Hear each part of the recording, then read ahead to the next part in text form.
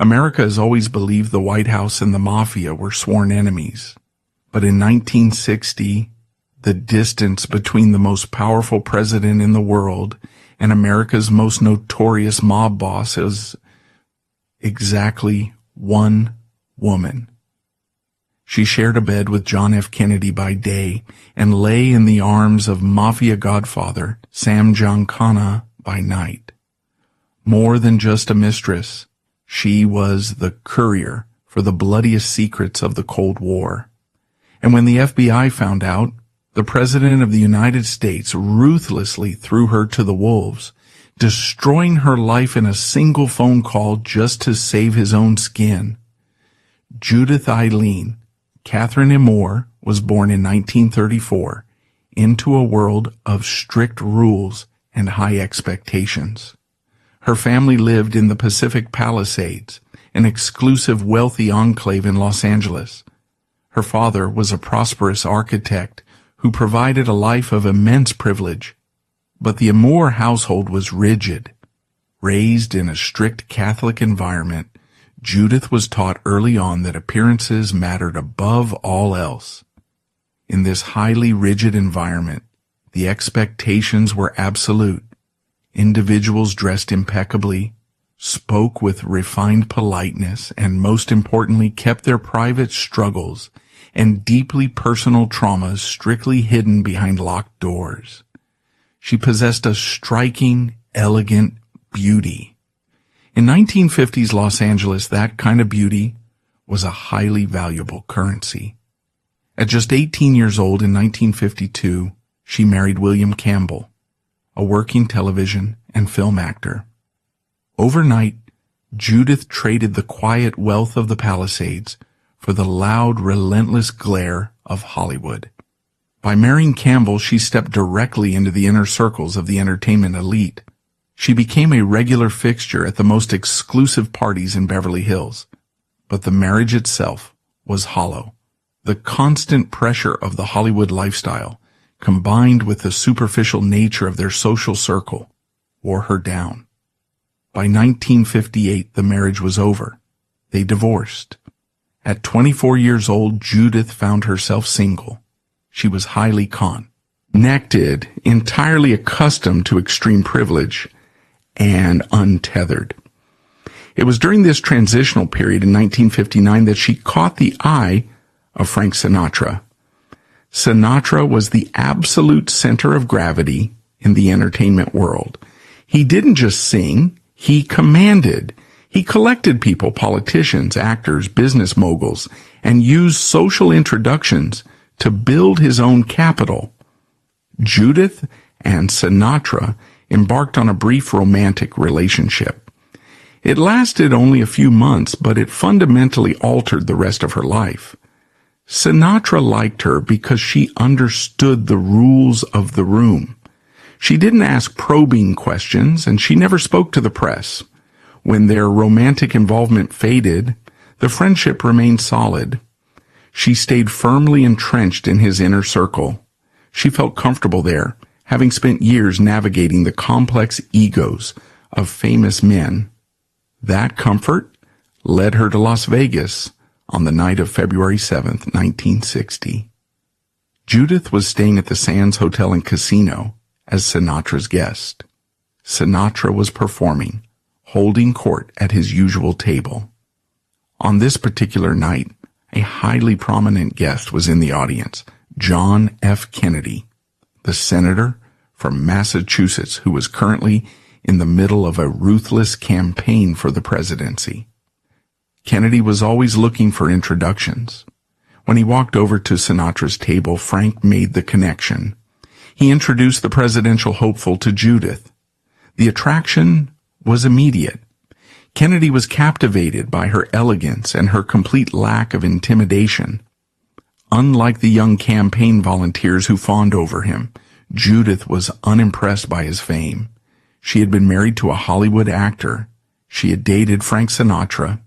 She looked at Kennedy directly, speaking to him not as a political icon, but as a man.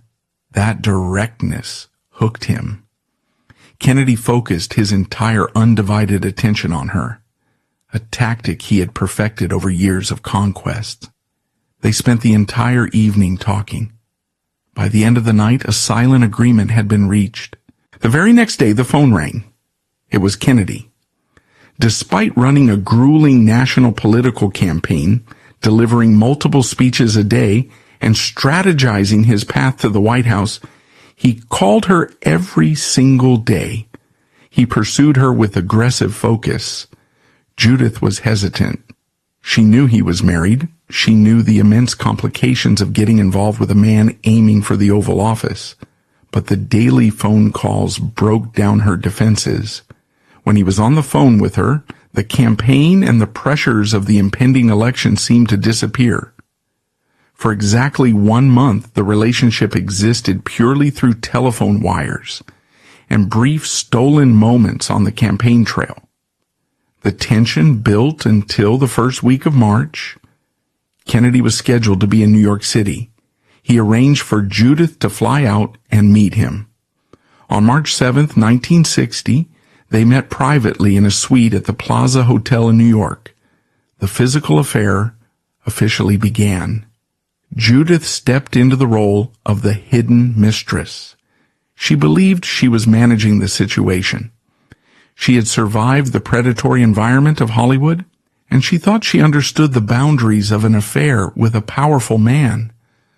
What she did not know was that John F. Kennedy was not the only powerful man Frank Sinatra intended to introduce her to. The trap was only half set. The Plaza Hotel meeting in March 1960 was the beginning of a double life for Judith Exner. She had crossed a line, entering a highly guarded physical relationship with a man who was actively campaigning to lead the free world. But the architecture of her life was about to become drastically more complicated. While John F. Kennedy was meticulously building his political empire, Frank Sinatra was operating a completely different kind of network. Sinatra was not just an entertainer. He functioned as a high-level facilitator. He brokered relationships between men who operated in the light and men who operated in the shadows. He had already delivered Judith to Kennedy. A few weeks later, he prepared a second introduction. In the final week of March 1960, Judith traveled to Miami Beach. Sinatra was performing at the Fontainebleau Hotel, an opulent, sprawling resort that served as the unofficial winter headquarters for the American underworld. Miami was an open city for the mob, a place where bosses from Chicago, New York, and Havana could conduct business without territorial disputes.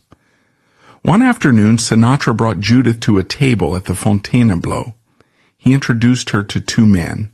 One was Johnny Roselli, a smooth, polished operative who functioned as the mob's primary liaison to Hollywood and Las Vegas.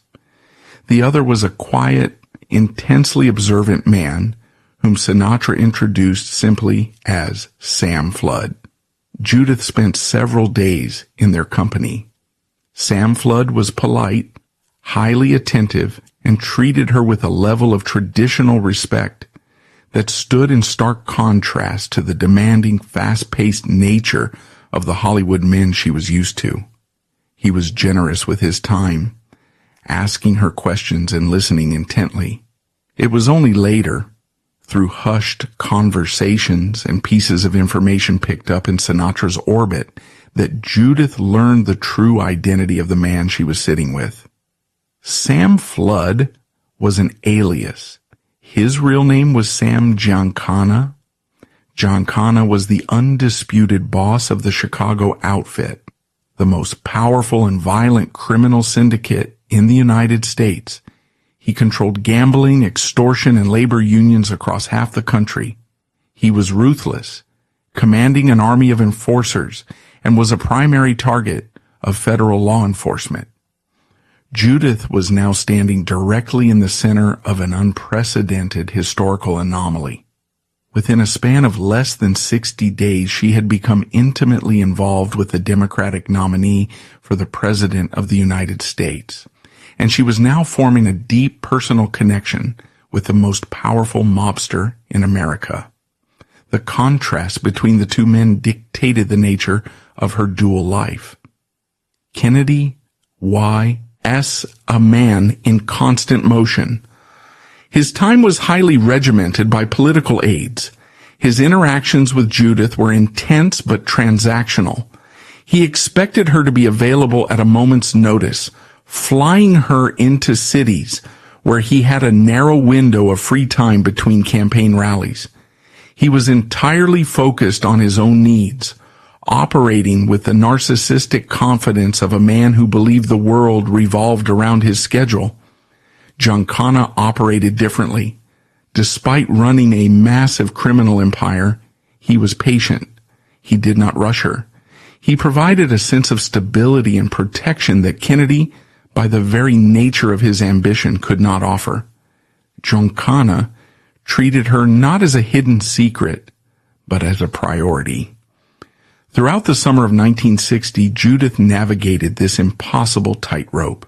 She traveled to the Democratic National Convention in Los Angeles to be near Kennedy, slipping through back service elevators of hotels to avoid the press. Days later, she would meet Giancana for quiet dinners in private casino back rooms. What makes this period historically staggering is the complete lack of compartmentalization. Judith did not hide the men from each other. Kennedy knew she was spending time with Giancana. Giancana knew she was spending time with Kennedy. Neither man demanded she stop. For Kennedy, her connection to the Chicago mob was not a deal breaker.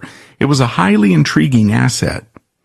The political machinery of the 1960 election required leverage, and the Chicago outfit controlled the unions and the political wards that Kennedy desperately needed to win the state of Illinois. In November 1960, John F. Kennedy won the presidency in one of the tightest margins in American history. The victory was secured in large part by a suspicious surge of votes in Giancana's territory of Cook County, Illinois. When Kennedy moved into the White House in January 1961, the logistics of his relationship with Judith required a massive upgrade in operational security. She could no longer meet him in a hotel suite. Bringing a civilian with known ties to organized crime into the executive mansion required the complicity of the highest levels of the White House staff. The primary gatekeeper for this operation was Evelyn Lincoln, the president's personal secretary. Lincoln was fiercely loyal to Kennedy, functioning as a human firewall. She managed the private telephone logs and the back-channel schedules. Over the next 18 months, Judith called the White House more than 70 times. These calls were not routed through the standard switchboard. They were directed through private lines heavily managed by Lincoln to ensure no official record linked the president to Giancana's associate. When Judith visited the White House, she was often cleared outside of the standard visitor logs. She was ushered through private corridors, bypassed by the Secret Service detail that guarded the public perimeters. She was given direct access to the presidential living quarters. But the White House Judith entered was not the polished, idealistic Camelot portrayed in the press.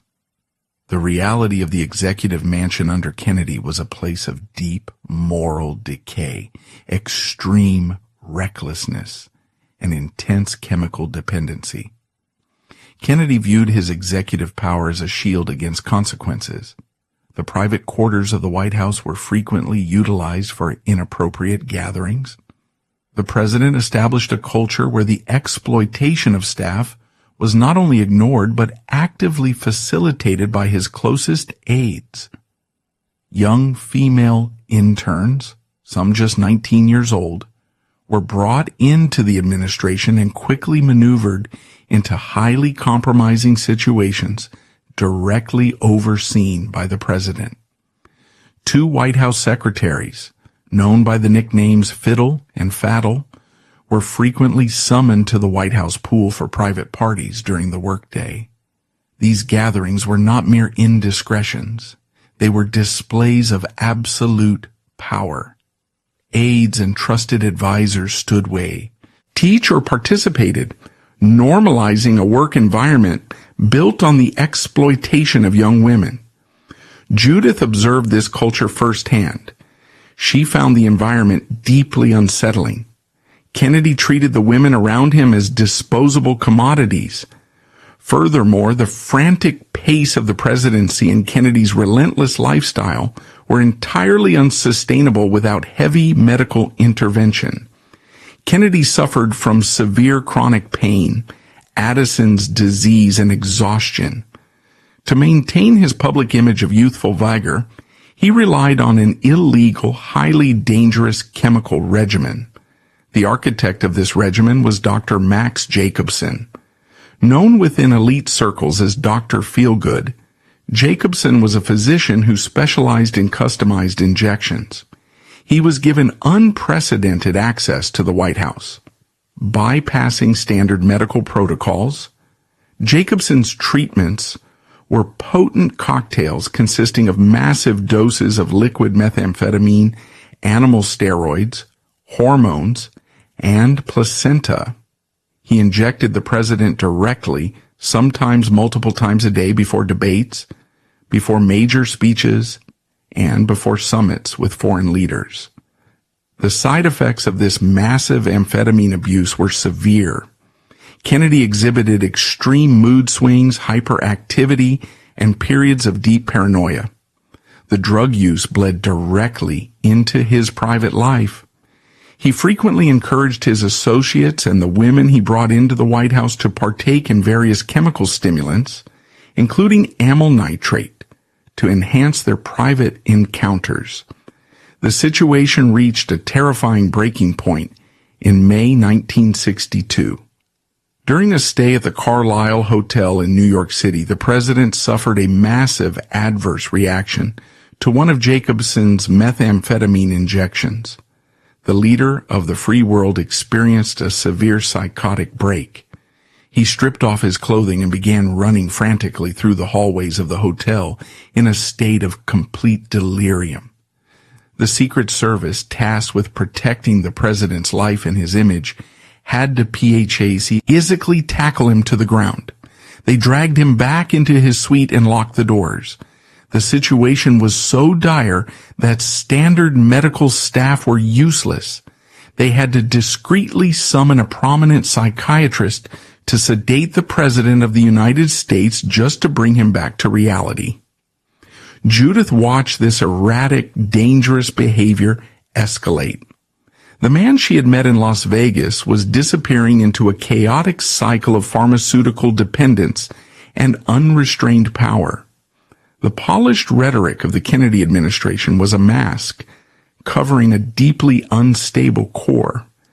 She was increasingly alienated by his behavior, yet she remained trapped in the orbit.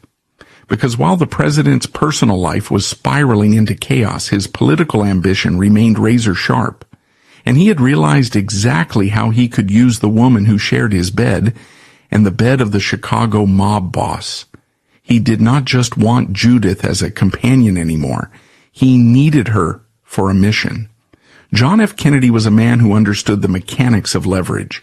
He knew that the most valuable assets were the ones nobody else knew existed. By early 1961, as he settled into the Oval Office, he realized that Judith Exner was no longer just a beautiful companion. She was a tactical advantage. She was a civilian. She held no government clearance, appeared on no official intelligence payrolls, and had no formal political background. To the Secret Service and the press, she was simply one of the many women who quietly slipped in and out of the president's private orbit. But to Kennedy, she was the perfect blind spot. Because she was already intimately connected to Sam Giancana, she could move between the White House and the Chicago underworld without raising the immediate alarms that an official envoy would trigger. Kennedy needed a secure channel to the Mafia. The telephone was too risky, even with Evelyn Lincoln managing the switchboards. Written correspondence sent through traditional means could be intercepted. Edith, a courier. He chose the woman who shared his bed. The transition from mistress to accomplice began subtly. It started with a simple request to carry a sealed envelope on her next trip to Chicago to see Giancana. Kennedy did not explicitly detail the contents, but the weight of the request was clear. Judith agreed. She was still under the spell of the presidency, still believing that she held a special protected place in Kennedy's life. Over the course of 18 months, Judith transported highly sensitive materials between the President of the United States and the boss of the Chicago outfit. She carried manila envelopes sealed with tape, heavy with cash and classified documents. She traveled by commercial trains and planes, a solitary woman carrying secrets that could have destroyed the American government. The scope of this back-channel communication was staggering. Judith facilitated approximately 10 face-to-face meetings between Kennedy and Giancana. She coordinated the logistics, ensuring both men were in the same city, at the same hotel, at the exact right time, completely off the official record. The agenda of these meetings shifted as Kennedy's presidency evolved. Initially, the envelopes contained payoffs. Kennedy was settling debts. The Mafia had mobilized their vast resources to buy votes in crucial districts in West Virginia and Illinois during the 1960 election, pushing Kennedy past Richard Nixon. The cash Judith carried was the return on that investment. But soon, the stakes escalated from election fraud to international assassination. In the early 1960s, the United States government was obsessed with removing Fidel Castro from power in Cuba. Castro's communist regime was an unacceptable threat, sitting just 90 miles off the coast of Florida. But the government was not the only entity that wanted Castro gone. Before the revolution, the American Mafia effectively owned Havana. They ran the casinos, the hotels, and the drug trade. Castro had kicks. Them out, costing the syndicates millions of dollars a day. The CIA and the Mafia found themselves with a mutual enemy. In one of the most bizarre and highly classified operations in American history, the intelligence community actively recruited the mob to assassinate a foreign leader. John F. Kennedy was deeply involved in this shadow war. Despite the public stance of plausible deniability, the president was using Judith to coordinate directly with Giancana regarding the Castro plot. The documents she carried in her satchel were the blueprints for murder, passed from the Oval Office to the Chicago mob. The sheer absurdity of her reality peaked during a scheduled meeting in a Chicago hotel. Kennedy was in town for a political event. Giancana was summoned to his suite. To maintain absolute secrecy, the president instructed Judith to hide. While the leader of the free world and the boss of the American underworld sat in the bedroom discussing the logistics of assassinating a foreign dictator, Judith sat on the edge of a porcelain bathtub in the adjoining bathroom. She sat there in silence, staring at the tile, listening to the muffled voices of her two lovers through the door. The air smelled of expensive cologne and Giancana's signature cigars. In that bathroom, the illusion of her life completely shattered. She realized the monumental danger she was in. If anyone found out, if the press, the Republicans, or foreign intelligence discovered her role, she would be the first person thrown to the wolves. She was the ultimate disposable asset. This dangerous geopolitical game was playing out against a backdrop of deep hypocrisy. While the president was secretly employing Giancana for state-sponsored murder, his brother, Attorney General Robert F. Kennedy, was launching a massive, highly publicized legal crusade to destroy the Mafia. Robert Kennedy had set up a special task force dedicated entirely to putting Sam Giancana behind bars. The mob was furious. They had bought the election for the Kennedys. They were doing the CIA's dirty work in Cuba, and in return, the president's brother was trying to lock them up. Judith was caught directly in the crossfire of this escalating war. She was carrying messages of cooperation from one brother, while the other brother prepared the indictments. The pressure of this double life began to take a severe psychological toll on Judith. She was living in a state of constant low-level terror. But the final fracture in her relationship with Kennedy did not come from the espionage or the threat of the FBI. It came from the sheer degrading reality of who John F. Kennedy was behind closed doors. By 1962, the president's behavior had become increasingly erratic and depraved. The chemical stimulants he was taking fueled a relentless, almost mechanical appetite for sexual extremity. He no longer viewed Judith as a partner. He viewed her as an instrument for his own gratification. The breaking point arrived on a quiet afternoon at the White House. Judith arrived for what she assumed was a private meeting. She was ushered up to the presidential living quarters. When she walked into the bedroom, she froze. Kennedy was not alone. Another woman, a stranger, was standing in the room, waiting. Kennedy looked at Judith with a casual, empty confidence. He did not ask her permission. He simply expected her to comply. He told her not to be afraid, assuring her that she would enjoy it. He propositioned a threesome with the casual demeanor of a man ordering a drink.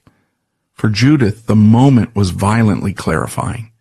She looked at the president, a man she had risked her life and her freedom for, a man she had genuinely cared for. She saw a void. There was no affection, no respect, no boundary he was not willing to cross for a fleeting thrill. "My God, Jack," she replied, her voice thick with disgust. "How could you do this?" She turned and walked out of the room. That single, ugly exchange killed whatever remaining affection she held for him. It mirrored a similar degrading request Frank Sinatra had made years earlier, cementing her realization that to these men of immense power, she was entirely interchangeable. She was a toy, but the physical entanglement with Kennedy had one final devastating consequence. Later in 1962, Judith missed her period. The reality set in with a crushing weight.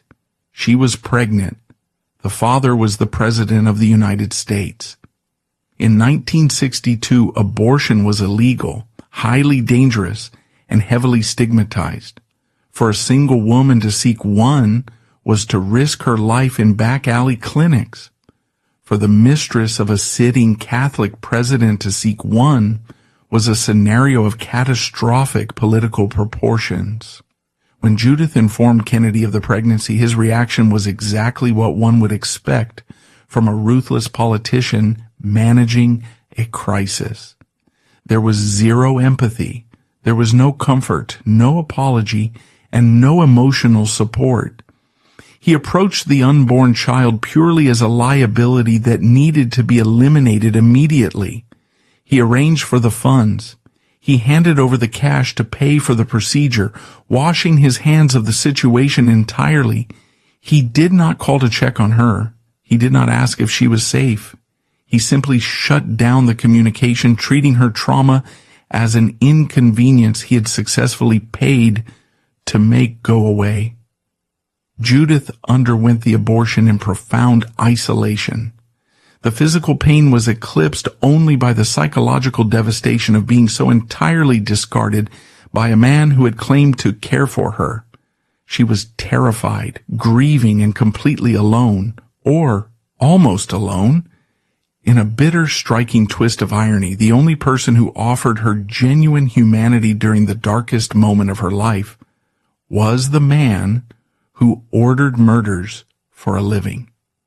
When Sam Giancana learned of the situation, his reaction was the exact opposite of the president's. The ruthless Mafia boss, a man hunted by the federal government, dropped his defenses. He called her. He checked on her. He offered her a shoulder to lean on, providing the emotional shelter that the leader of the free world had coldly denied her. Giancana, for all his violence, treated her with a strange, undeniable code of loyalty. Judith survived the abortion, but the woman who had walked into the Sands Hotel 2 years earlier was gone. She was exhausted, disillusioned, and carrying a burden of secrets that felt heavier by the day. She wanted out. She wanted to disappear back into a quiet life. But stepping away from the president and the Mafia is not a choice you get to make on your own terms. The machinery of Washington was already moving against her. Unknown to Judith, every time she picked up the phone, every time she carried an envelope, someone had been listening. The director of the FBI had been building a file, and he was about to bring the entire operation crashing down.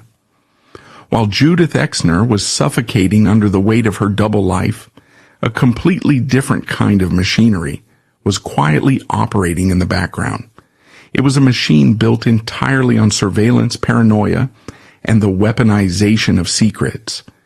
To understand how the trap finally closed, you have to look at the man holding the net, J. Edgar Hoover. For nearly 5 decades, Hoover was the director of the Federal Bureau of Investigation. Presidents came and went, but Hoover remained. He did not maintain this unprecedented run of power by simply enforcing the law. He maintained it by collecting leverage. Hoover kept highly confidential files on every major politician, activist, and celebrity in America. If you had a vice, a hidden financial crisis, or a secret relationship, Hoover made it his business to know. He used this information as a silent, heavily guarded currency to ensure his own survival. Nobody dared challenge the director because everyone knew what was in the files. Hoover deeply despised the Kennedy family. He viewed John F. Kennedy as a reckless, arrogant amateur who lacked the moral discipline required for the presidency. But Hoover's true hatred was reserved for the president's younger brother, Attorney General Robert F. Kennedy. Robert Kennedy was technically Hoover's boss. He was young, aggressive, and entirely uninterested in Hoover's established way of doing things. More importantly, Robert had launched a massive, heavily publicized crusade against organized crime. He formed a specialized unit specifically designed to dismantle the Mafia, publicly hauling mob bosses into Senate hearings and tying up their operations with relentless federal indictments. This crusade put Hoover in a difficult position. For years, Hoover had publicly minimized the existence of a national crime syndicate, preferring to focus FBI resources on easier targets. Robert Kennedy forced Hoover to pivot, demanding aggressive wiretaps and surveillance on the Italian mob. It was a catastrophic miscalculation by the Kennedy administration. By ordering Hoover to intensely surveil the Mafia, Robert Kennedy unknowingly directed the FBI's magnifying glass squarely onto his own brother's most dangerous secret. The FBI began aggressively wiretapping the Chicago outfit. They planted bugs in restaurants, tapped the private phone lines of mob associates, and monitored the movements of top enforcers. They were listening to Sam Giancana. They were listening to Johnny Roselli. And because they were listening to the mob, they started hearing about Judith. At first, the FBI agents analyzing the wiretaps did not know who she was. She was simply a frequent female voice on the line, a woman Giancana and Roselli spoke to with familiarity. But Hoover's agents were meticulous. They began tracking her movements. They traced her phone calls. They cross-referenced her travel records with Giancana's schedule. Then, the agents auditing the phone logs made a discovery that sent shockwaves all the way up to Hoover's private office. They realized that the woman closely associated with the boss of the Chicago Mafia was making direct phone calls to the White House. These were not calls to a public switchboard. The FBI traced the numbers and realized they were calling the private lines managed by Evelyn Lincoln, the president's personal secretary. They tracked Judith's movements to Washington, D.C., confirming that on the same day she was logged making these calls, she was entering the executive mansion. The pieces snapped together. The President of the United States and the target of the Attorney General's massive criminal investigation were sharing the same woman. Furthermore, this woman was traveling across the country carrying God knows what between the Oval Office and the Chicago underworld. For J. Edgar Hoover, this was the ultimate prize. It was the absolute undeniable leverage he needed to permanently neutralize the Kennedy brothers. Hoover moved with calculating precision. He did not immediately go to the press. Leaking the information would destroy the president, but it would also destroy the leverage. Hoover wanted the Kennedys in his pocket. On February 27, 1962, Hoover made his first move. He drafted a highly classified, heavily redacted internal memo. He sent it directly to Attorney General Robert Kennedy and key White House aides. The memo did not tell the whole story. It was a deliberate warning shot. It vaguely outlined that the FBI had uncovered a connection between the Chicago Mafia, a woman named Judith, and the White House telephone logs. The memo triggered absolute panic in the West Wing. Robert Kennedy realized immediately the catastrophic danger his brother was in. The very men he was trying to put in federal prison had a direct line to the Oval Office. If the Republicans found out, it meant impeachment. If the public found out, it meant the end of the Kennedy dynasty. But Hoover wasn't finished.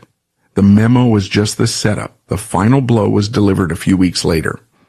At 10:30 in the morning on March 22, 1962, J. Edgar Hoover walked into the Oval Office. He had scheduled a private one-on-one lunch with President John F. Kennedy. There are no official transcripts of what was said in that room, but the mechanics of Hoover's method were well known. Hoover sat down across from the president. He brought a dossier. He opened it. He laid out the facts. He presented the telephone logs, the dates, the hotel records, and the surveillance reports on Sam Giancana and Johnny Roselli. He presented the undeniable proof that the FBI knew exactly who Judith Exner was, what she was doing, and who she was doing it for. Hoover did not need to yell. He did not need to make a direct threat. In the brutal high-stakes game of Washington politics, the presentation of the file was the threat. The message was crystal clear. I hold your political life, your legacy, and your freedom in my hands. The crusade against the mob stops now, and you will never, ever attempt to fire me. Kennedy was cornered. For all his wealth, his charm, and his executive power, he was completely paralyzed. The President of the United States had handed the keys to his presidency to the director of the FBI. The reaction of the Kennedy political machine was instantaneous and ruthless. The moment Hoover walked out of the Oval Office, Kennedy shifted from a reckless man playing a dangerous game to a cold, calculating politician in pure survival mode. The cleanup operation began immediately. Every single tie to the underworld had to be severed that very afternoon. There was no room for sentimentality, no time for explanations, and no grace period. A few hours after the lunch with Hoover, the phone rang in Judith's apartment. She picked it up. It was Kennedy. His voice was entirely different from the charming, confident man she had known. It was cold, clipped, and devoid of any affection. He did not apologize for the trauma of the abortion. He did not ask how she was doing. He delivered a blunt, terrifying message. He told her that her telephone lines were being tapped by the FBI. He told her that J. Edgar Hoover knew Evie. Everything about her relationship with him and her relationship with Sam Giancana. He told her they could never speak again. Before she could fully process the magnitude of what he was saying, the line went dead. Kennedy hung up. Just like that, a relationship that had spanned nearly 2 years, a relationship that had pulled her into the deepest, darkest quarters of American power, was erased. Kennedy never answered another call from her. He never reached out to see if she was safe. To protect his crown, he threw her directly out of the moving vehicle, leaving her stranded in the crosshairs of the FBI and the Mafia. But Judith was not the only one discarded that afternoon. Frank Sinatra, the man who had brokered the entire arrangement, was next on the chopping block. Kennedy had been scheduled to stay at Sinatra's sprawling compound in Palm Springs later that month. Sinatra had spent massive amounts of money preparing for the presidential visit, building a helipad, upgrading security, and preparing to host the leader of the free world. A visit that would have cemented his ultimate status as a kingmaker. Following the Hoover meeting, the White House abruptly canceled the trip. Kennedy's team informed Sinatra that the president would instead be staying at the nearby estate of Bing Crosby, a staunch Republican. It was a public, humiliating slap in the face. Sinatra was devastated and enraged. He had used his vast network and his personal capital to help Kennedy win the election. He had introduced Kennedy to the women he wanted and the mobsters he needed. Now, because of FBI pressure, Kennedy was treating him like a disease. The consequences of this sudden, brutal pivot rippled outwards, crashing directly into the Chicago underworld. Sam Giancana and Johnny Roselli realized exactly what had happened. They had rigged an election to put Kennedy in the White House. They had risked their own lives and the stability of their organizations to coordinate with the CIA on the Castro assassination plots. They had kept the president's secrets. In return, the president's brother was trying to lock them in federal cages, and the president himself was abruptly cutting off all contact, hiding behind the walls of the White House. The Mafia operates on a strict code of reciprocity. A deal is a deal. The Kennedys had broken the deal. The fury within the Chicago outfit was intense and volatile. They did not just blame the Kennedys, they blamed the man who had vouched for them. They blamed Frank Sinatra. Sinatra had guaranteed the mob that Kennedy would be a friend in the White House. Now, the mob viewed Sinatra as a liability who had lured them into a trap. Sinatra's position in the underworld, once unshakable, became suddenly precarious. He spent the next several years frantically trying to appease Giancana, taking on massive financial losses in his casino businesses to smooth over the betrayal. But for Judith Exner, there were no casinos to leverage. There was no political machine to protect her. She was a solitary woman holding the explosive truth about an administration that had just abandoned her, and a criminal syndicate that was currently boiling with rage. She had witnessed the cash handoffs.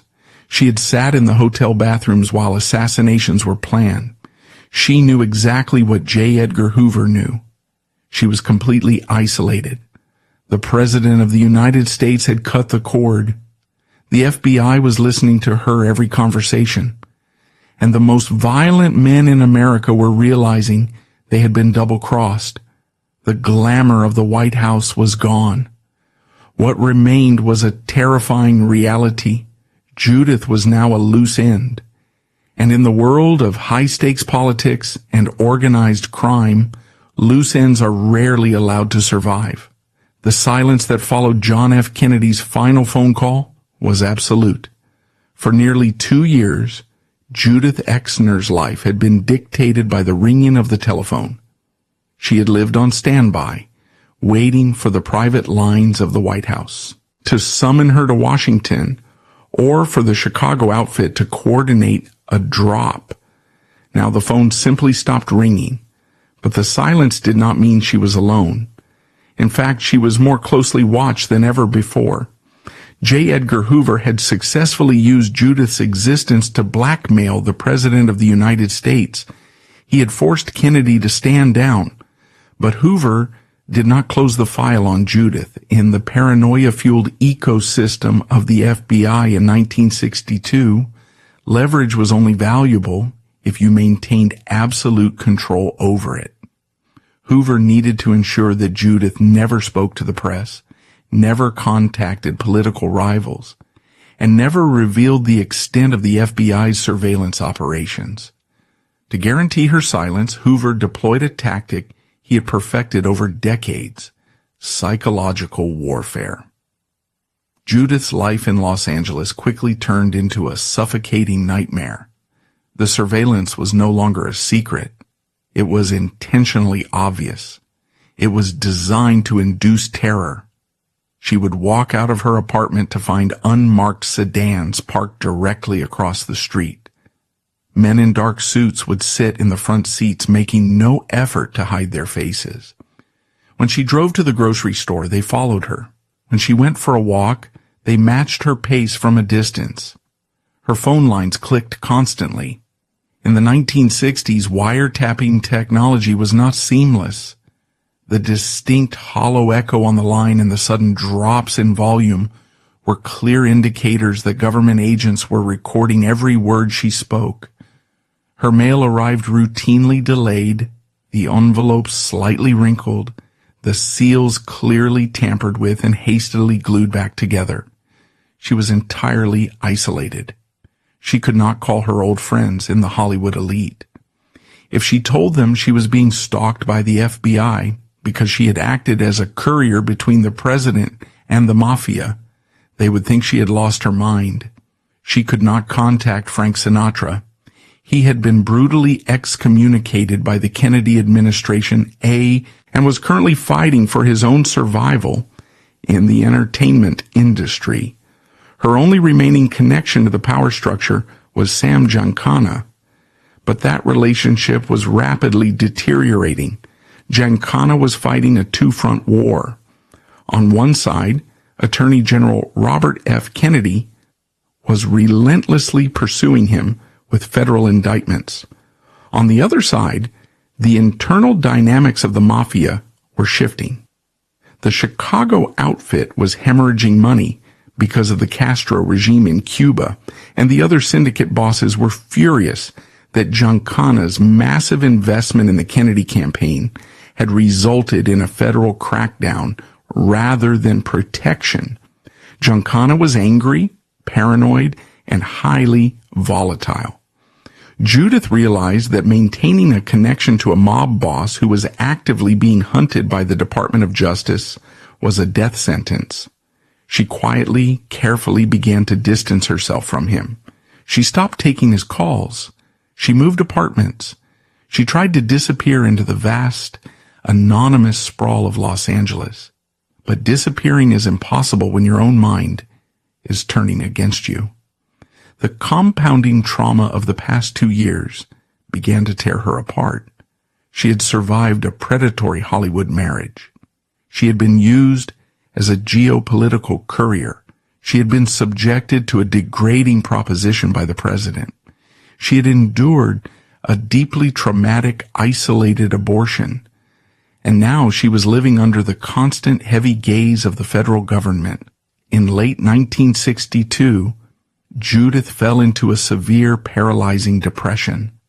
The woman who had once navigated the most exclusive rooms in the world could barely leave her bedroom.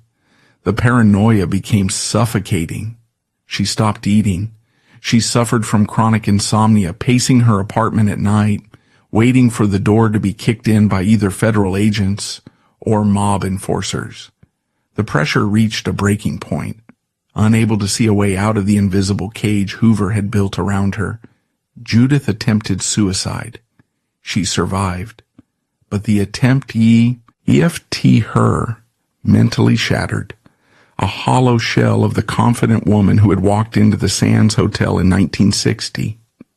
She spent the next year trying to rebuild a semblance of a normal, quiet life, desperately hoping that the political machine in Washington would simply forget she existed. Then came the morning of November 22, 1963. Judith was in Los Angeles when the news broke. Regular television programming was abruptly interrupted. A somber anchorman announced that shots had been fired at the presidential motorcade in Dallas, Texas. Minutes later, the confirmation was broadcast to the world. President John F. Kennedy was dead. The United States plunged into a state of profound shock and mourning. The public wept for the young charismatic leader cut down in his prime. The media immediately began framing Kennedy as a martyr, a symbol of stolen potential.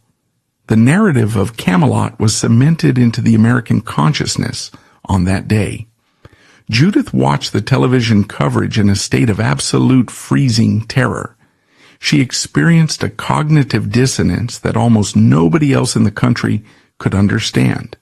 The public was mourning a saint. Judith knew the man behind the myth. She knew about the drug cocktails, the reckless behavior, the casual cruelties, and the Mafia alliances. But her fear was not rooted in the loss of her former lover. Her fear was rooted in sheer survival. As she watched the chaotic aftermath unfold in Dallas, a horrifying realization washed over her. She knew exactly what John F. Kennedy had been doing in the shadows. She knew he had authorized the CIA to work with the Mafia to assassinate Fidel Castro. She knew he had accepted Mafia money to win the election, only to turn around and unleash his brother's Justice Department on the very men who had bought him the presidency. Kennedy had double-crossed the most dangerous men on the planet, and now he had been executed in broad daylight in the middle of an American city. For Judith, the assassination was not just a national tragedy. It was a glaring, terrifying signal. If the Mafia or rogue intelligence elements or a combination of both could successfully orchestrate the murder of the most heavily protected man on earth and get away with it, what could they do to a civilian from California? She was a walking liability. She held the exact secrets that could connect the murdered president to the criminal underworld. In the weeks following the assassination, Washington went into lockdown. J. Edgar Hoover took immediate control of the narrative, aggressively steering the investigation toward a lone gunman theory. The Warren Commission was established to provide the public with a definitive, cleanly packaged explanation for the murder. Judith waited in agonizing suspense. She expected the FBI to arrive at her door any day. She expected a subpoena from the Warren Commission.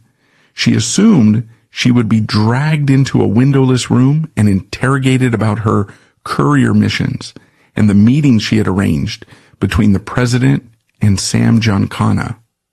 The knock on the door never came. Hoover kept her name completely out of the official investigations. He buried the wiretaps. He sealed the files. His reasoning was entirely self-serving. If Hoover exposed Judith Exner to the Warren Commission, it would expose the fact that the FBI had been blackmailing the president. It would expose the highly classified CIA assassination plots against Castro, violating massive national security protocols. Hoover's priority was protecting the institution of the FBI and maintaining order. The simplest way to do that was to ensure Judith Exner officially did not exist. She was buried alive in the archives of the federal government. The physical surveillance slowly dialed back, but the psychological damage was permanent. Judith spent the remainder of the 1960s living as a ghost. She was entirely adrift. Desperate for any anchor of normalcy, she entered into a brief, ill-advised relationship. It was a catastrophic mistake driven by loneliness and trauma. She became pregnant again. This time, there was no president to coldly hand over an envelope of cash. She was unmarried, financially unstable, and entirely broken mentally. The paranoia still dictated her every move. She knew she could not provide a safe, secure environment for a child while she was constantly looking over her shoulder.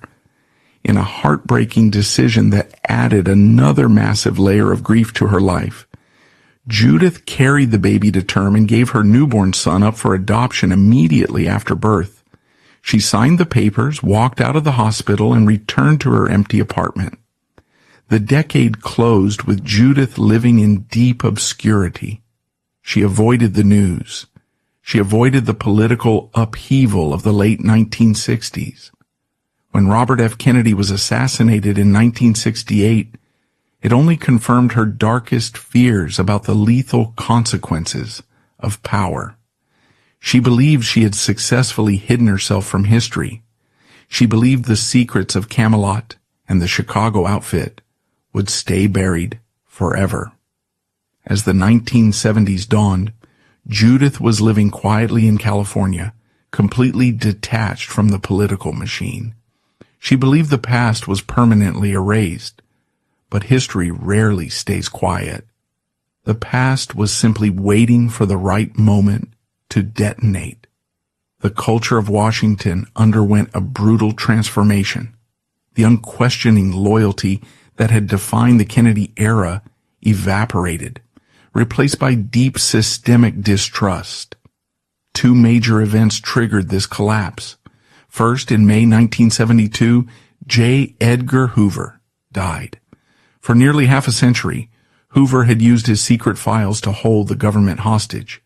He had personally suppressed the truth about Kennedy, the Mafia, and Judith Exner to protect his own leverage. When Hoover died, his iron grip on the FBI's archives vanished. His highly classified dossiers, wiretap transcripts, and surveillance logs were suddenly vulnerable. The secrets he had hoarded were left sitting in filing cabinets, waiting to be discovered. Second, the Watergate scandal broke. The Nixon administration's brazen criminality and subsequent cover-up destroyed the public's faith in the executive branch. The press and the public stopped treating presidents like royalty. They demanded transparency. They wanted to know exactly what the government had been doing in the dark. This demand for truth forced the United States Senate to take unprecedented action. In 1975, they formed the Select Committee to study governmental operations with respect to intelligence activities. It became widely known as the Church Committee, named after its chairman, Senator Frank Church of Idaho. The Church Committee had a specific explosive mandate: investigate decades of illegal, off-the-books operations conducted by the CIA and the FBI. They were not looking for Judith Exner.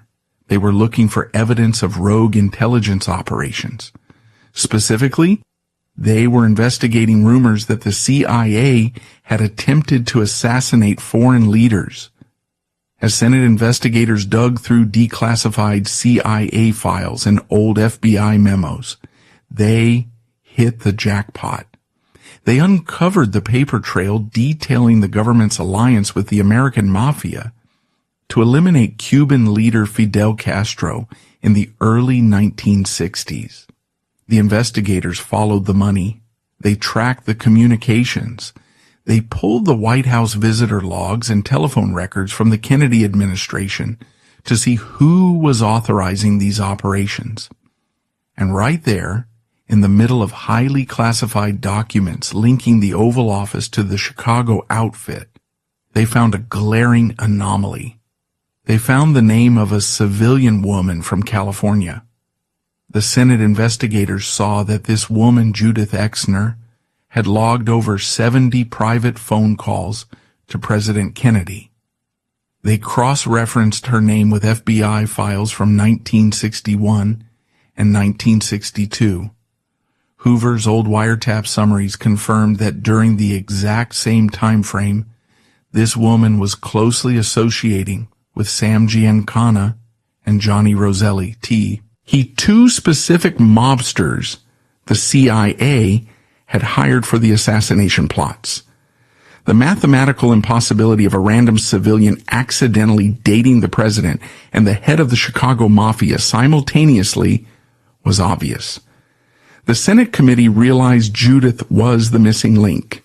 She was the human bridge between Camelot and the underworld. In California, Judith's quiet life shattered instantly. A federal subpoena was issued. Senate investigators tracked her down. They knocked on her door, armed with the authority of the United States government, demanding that she travel to Washington, D.C. to testify under oath about her relationship with John F. Kennedy and the Chicago outfit. The terror that had paralyzed her in 1962 came rushing back, amplified by 1,000. Judith knew exactly what was at stake. She was not being asked to gossip about a presidential affair. She was being summoned to testify about a massive, illegal conspiracy involving state-sponsored assassination, election fraud, and the highest levels of organized crime. She also knew that the men she was expected to testify about were not politicians who would simply hire lawyers. They were men who silenced witnesses permanently. Her fears were entirely justified. As the church committee prepared its hearings in the summer of 1975, they also issued subpoenas to the top figures of the Mafia involved in the Castro plots. They summoned Sam Giancana. Giancana's life had spiraled significantly since the Kennedy years. After a stint in federal prison and years living in exile in Mexico to avoid further prosecution, he had been unceremoniously deported back to the United States in 1974. He was living under heavy FBI surveillance in Oak Park, Illinois. His power within the Mafia had diminished, but his knowledge of the syndicate's deepest secrets remained absolute. Giancana knew where all the bodies were buried. He knew about the stolen votes in 1960. He knew about the CIA cache. And he knew exactly what Judith Exner had carried in those sealed envelopes. The Senate committee scheduled Giancana to testify. The Mafia leadership, however, had a different plan. The syndicate operates on absolute risk management. A former boss, angered by years of federal harassment, sitting in front of a live Senate microphone was an unacceptable liability. On the night of June 19, 1975, just days before he was scheduled to travel to Washington to testify before the church committee, Sam Giancana was cooking sausages in the basement kitchen of his Oak Park home. Someone he trusted, someone who had bypassed his elaborate security system without forcing entry, walked up behind him. Giancana was shot in the back of the head. As he fell to the floor, the assailant stood over him and fired 6 more rounds directly into his face and neck. The assassination was precise, brutal, and entirely calculated. It was not a robbery. It was a massive, undeniable message sent directly to anyone else who was thinking about talking to the United States Senate. When the news of Giancana's execution broke on national television, Judith Exner went into a state of absolute psychological freefall. The man who had once protected her, the boss of the Chicago Mafia, had been slaughtered in his own home to stop him from speaking. She was now holding the exact same secrets he had died for, and the Senate committee was still demanding her testimony. Her life devolved into a constant state of siege. She barricaded herself inside her home. She purchased a firearm and kept it under her pillow every single night. She acquired aggressive guard dogs. She refused to open the mail. She jumped at the sound of cars slowing down outside her window. She was entirely convinced that she was next on the hit list. She tried to fight the subpoena. She begged the Senate investigators to leave her alone, citing the severe immediate threat to her life. But the government was unrelenting. They needed a witness to corroborate the paper trail linking the White House to the mob. Since Giancana was dead, Judith was their only remaining viable asset. Faced with the threat of federal contempt charges and potential imprisonment, Judith had no choice. She had to appear. Her testimony before the church committee in 1975 was conducted behind closed doors. She walked into a secure room to face seasoned Senate investigators. She was terrified, exhausted, and operating purely on survival instincts. Judith made a desperate, calculated decision. She chose to tell a half-truth. Under oath, she admitted to the affair with President Kennedy. She confirmed the timeline of their meetings and the frequency of the phone calls. She admitted to her friendships with Sam Giancana and Johnny Roselli. But when the investigators pressed her on the espionage, when they asked if she had transported documents, if she had arranged private meetings between the president and the mob boss, if she had any knowledge of the Castro assassination plots, she flatly denied it. She lied to the United States Senate to save her own life.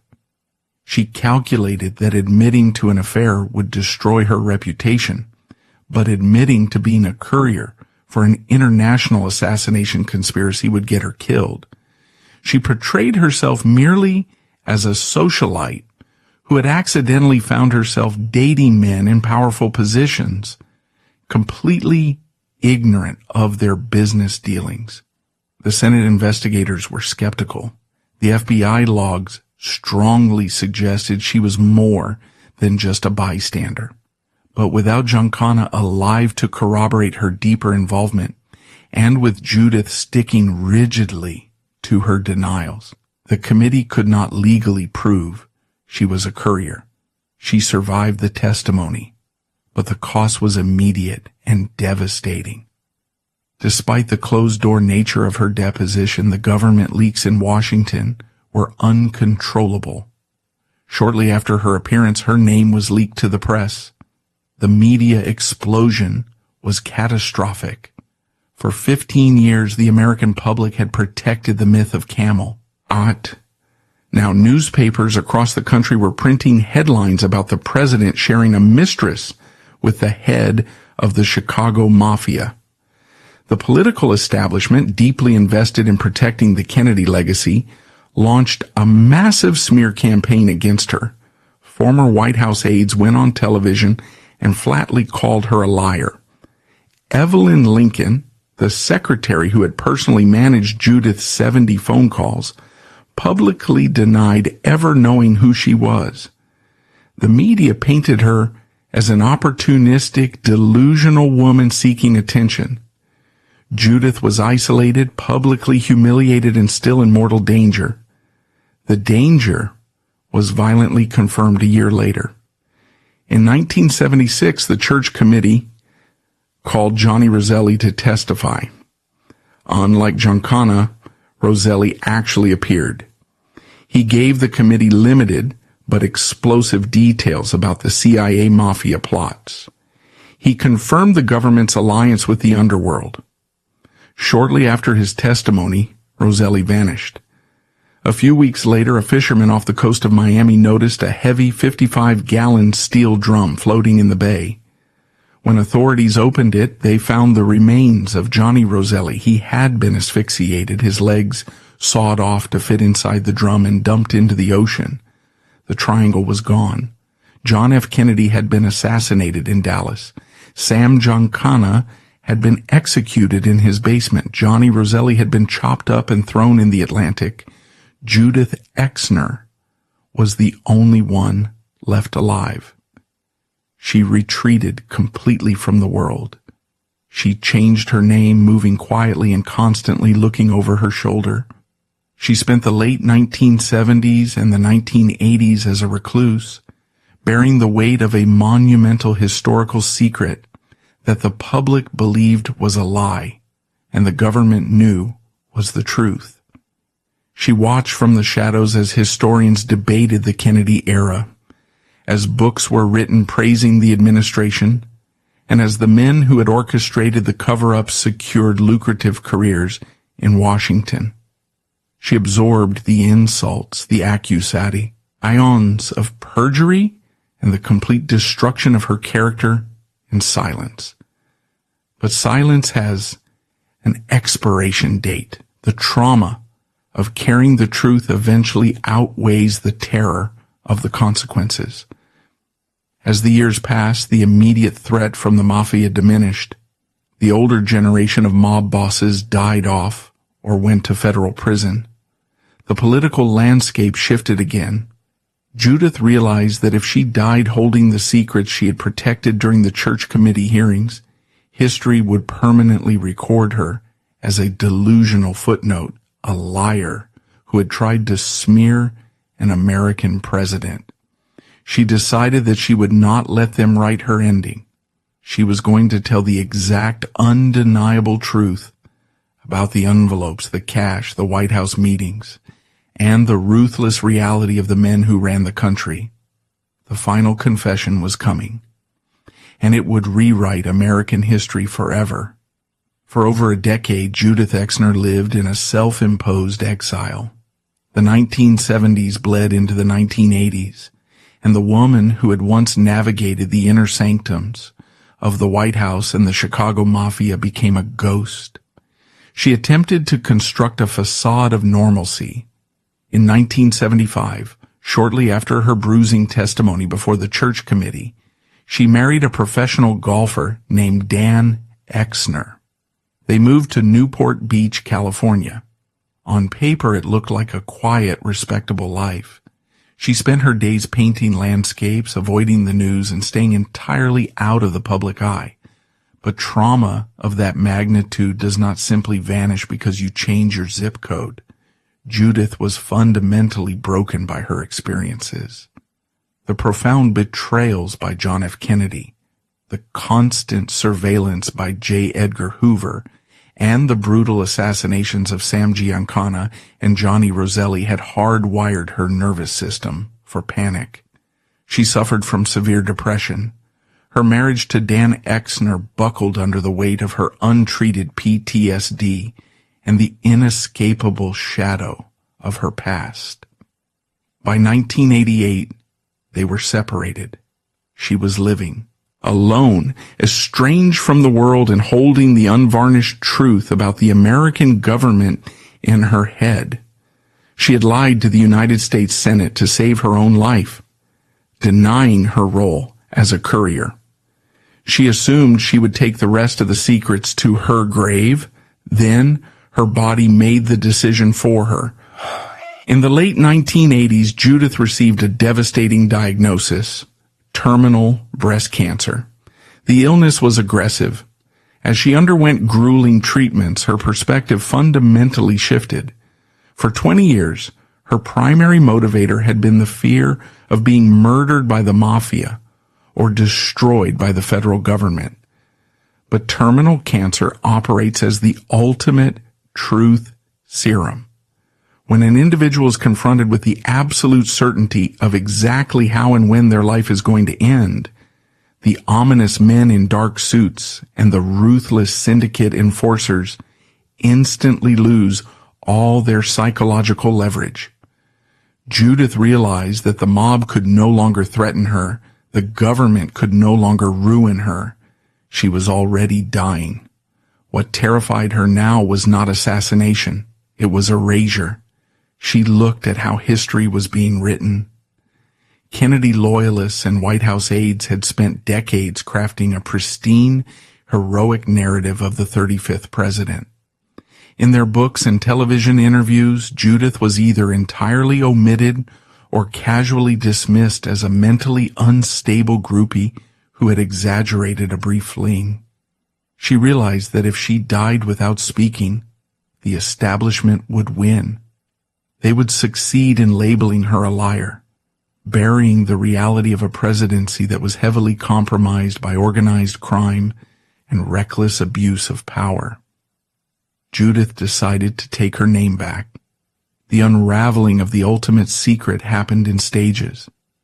In 1988, facing her mortality, she granted an interview to People magazine. For the first time, she explicitly admitted what she had denied under oath to the Senate. She had been a courier. She confessed to carrying the sealed envelopes between Kennedy and Giancana, detailing the cash and the classified documents regarding the Castro assassination plots. The political establishment reacted with predictable ferocity. The guardians of the Kennedy legacy attacked her credibility instantly. Former Kennedy aides Arthur Schlesinger Jr. and Ted Sorensen scoffed at her claims. They called her assertions absurd, relying on the public's deep-seated desire to protect the image of Camelot. They challenged her to provide proof, knowing full well that the cash handoffs and the secret meetings were specifically designed to leave no paper trail. But Judith did not retreat.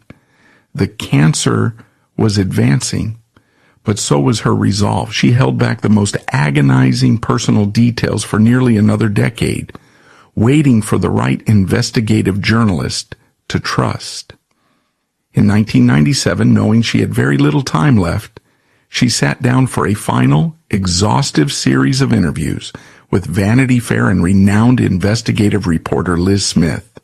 This time, she held nothing back. She laid bare the absolute ugly reality of her time in Washington. She detailed the White House pool parties, the drug injections administered by Dr. Max Jacobson, and the degrading proposition by the president. And finally, she revealed the deepest wound of all, the pregnancy in 1962, and the cold, entirely detached manner in which Kennedy had handed her cash for an illegal abortion before discarding her completely. The 1997 revelations shocked the American public.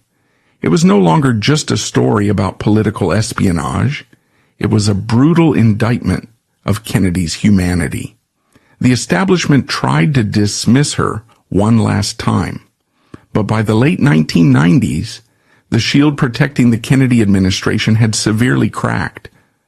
The Freedom of Information Act had forced the declassification of thousands of FBI and CIA documents.